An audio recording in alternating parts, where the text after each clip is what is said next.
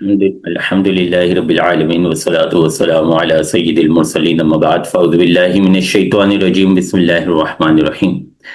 بخاری شریف کی حدیث مبارکہ ہے، طویل حدیث مبارکہ ہے۔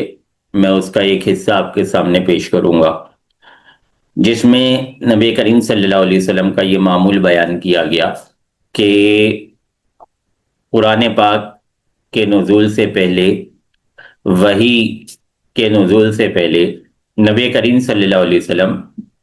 کا یہ معمول ہوا کہ نبی کریم صلی اللہ علیہ وسلم غار حرا تشریف لے جاتے اور گھر سے کچھ کھانے پینے کا سامان بھی لے جاتے اور کچھ دن وہاں قیام کرتے، اللہ کی عبادت میں مشغول رہا کرتے، اور پھر جب اللہ چاہتا تو آپ واپس گھر تشریف لاتے اور کچھ مزید کھانے پینے کا سامان لے کے دوبارہ غار حرا کی طرف چلے جاتے۔ یوں آپ گوشہ نشینی کی عبادت کر رہے تھے اور وہاں غار حرا میں تشریف فرما ہو کے عبادت کا سلسلہ رہا کرتا تھا۔ اس موقع پہ جبرائیل امین علیہ السلام پہلی وحی لے کر نازل ہوتے ہیں، اقرا بسم ربک۔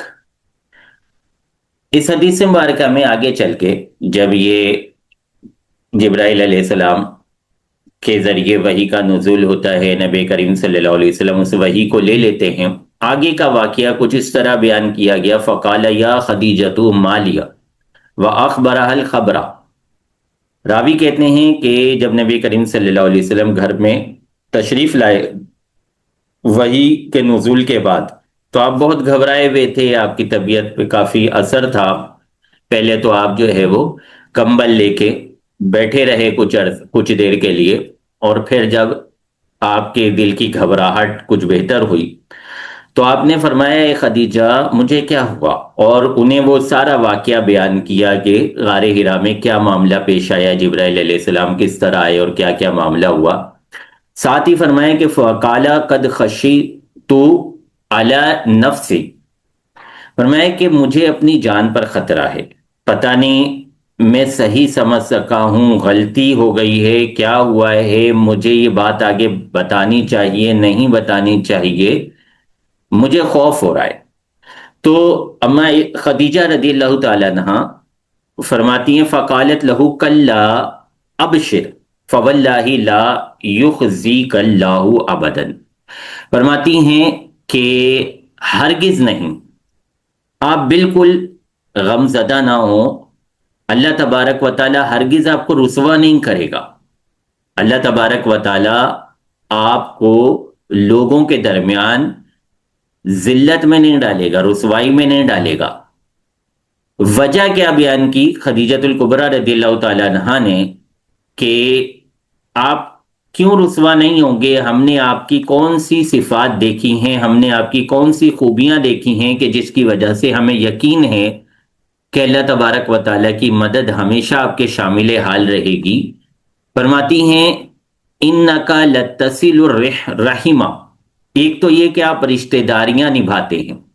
آپ جو ہے صلہ رحمی کرتے ہیں، رشتہ داریاں توڑتے نہیں ہیں۔ تصدق الحدیثہ، دوسری یہ کہ آپ سچ بات کیا کرتے ہیں، آپ سچے ہیں۔ تیسری بات یہ کہ تحمل الکلہ، دوسروں کی پریشانیاں دور کرتے ہیں، دوسروں کے بوجھ اٹھاتے ہیں۔ وتقری الضیفہ، اور مہمان نوازی کرتے ہیں۔ وتعینوا علی نوائب الحق، اور جو لوگ حق پر ہوتے ہیں، حق کی خاطر عمل کر رہے ہوتے ہیں، کوشش کر رہے ہوتے ہیں، آپ ان کی مدد کرتے ہیں۔ تو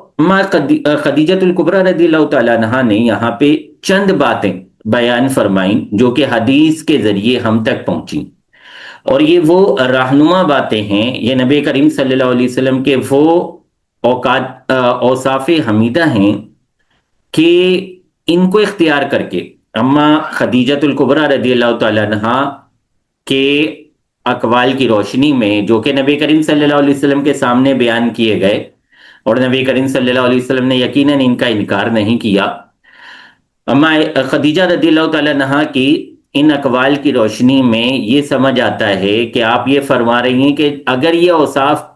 کسی کے اندر ہوں اگر کوئی ان اوصاف کے ساتھ متصف ہو تو اسے اللہ کی مدد حاصل رہے گی، وہ دنیا میں رسوا نہیں ہوگا، وہ دنیا میں ناکام نہیں ہوگا، نامراد نہیں ہوگا۔ تو لہٰذا ان اوصاف کو ہمیں بھی اپنے اندر اختیار کرنے کی کوشش کرنی چاہیے، اس لیے بھی کہ سنت نبوی ہیں، یہ وہ اوصاف ہیں جو نبی کریم صلی اللہ علیہ وسلم میں موجود تھے، اور اس لیے بھی کہ ان سے مدد الہی حاصل ہوتی ہے، نصرت خداوندی حاصل ہوتی ہے۔ اب وہ اوصاف کیا تھے میں ایک مرتبہ پھر دوہرا دیتا ہوں۔ صلہ رحمی کرنا یعنی رشتے نبھانا، رشتے داریاں قائم رکھنا، رشتے داریاں جوڑ کے رکھنا، پہلا۔ دوسرا سچی بات کرنا، سچ بولنا، اس کو اپنی عادت بنانا۔ تیسرا لوگوں کی مدد کرنا، لوگوں کی پریشانیاں دور کرنا۔ چوتھا مہمان نوازی کرنا۔ اور پانچواں جو شخص حق پر ہے، جو حق کے لیے کوششیں کر رہا ہے، حق کے لیے کام کر رہا ہے، اس کا مددگار بننا، اس کی مدد کرنا، دین کا کام کرنے والوں کا مددگار بننا، دین کے لیے کوششیں کرنے والوں کا مددگار بن۔ ظاہر ہے جو دین کے لیے کوششیں کر رہے ہیں، دین کے کام کر رہے ہیں، چاہے وہ مدرسے کی صورت میں ہو، چاہے وہ مسجد کی صورت میں ہو، چاہے وہ کسی تحریک کی صورت میں ہو، چاہے وہ تبلیغ کی صورت میں ہو، تو وہ یقیناً حق پر ہی کوششیں کر رہے ہیں، حق کے لیے ہی کوششیں کر رہے ہیں، تو ہمیں ان کا مددگار بننا چاہیے۔ تو یہ 5 اوصاف وہ ہیں جو بخاری شریف میں اماں خدیجۃ الکبریٰ رضی اللہ تعالیٰ عنہا نے نبی کریم صلی اللہ علیہ وسلم کے بیان فرمائے کہ اللہ تبارک و تعالیٰ ہمیشہ آپ کی مدد کرے گا، کبھی آپ کو رسوا نہیں ہونے دے گا، کبھی آپ کو ذلیل نہیں ہونے دے گا، کبھی آپ کو ضائع نہیں ہونے دے گا، کیونکہ آپ میں یہ 5 اوصاف موجود ہیں کہ آپ رشتہ داریوں کو جوڑ کے رکھتے ہیں، آپ سچی بات کیا کرتے ہیں، آپ لوگوں کی مدد کیا کرتے ہیں، آپ مہمان نوازی کیا کرتے ہیں، اور جو لوگ حق کے راستے میں کوششیں کر رہے ہوتے ہیں ان کی مدد کیا کرتے ہیں۔ اللہ تبارک و تعالیٰ سے دعا ہے کہ ہمیں بھی ان اوصاف حمیدہ کو سنت کی نیت سے، اللہ تبارک و تعالیٰ کی پسند کی نیت سے اختیار کرنے کی توفیق عطا فرمائے۔ آمین ثم آمین بجاہ النبی الامین صلی اللہ علیہ وسلم۔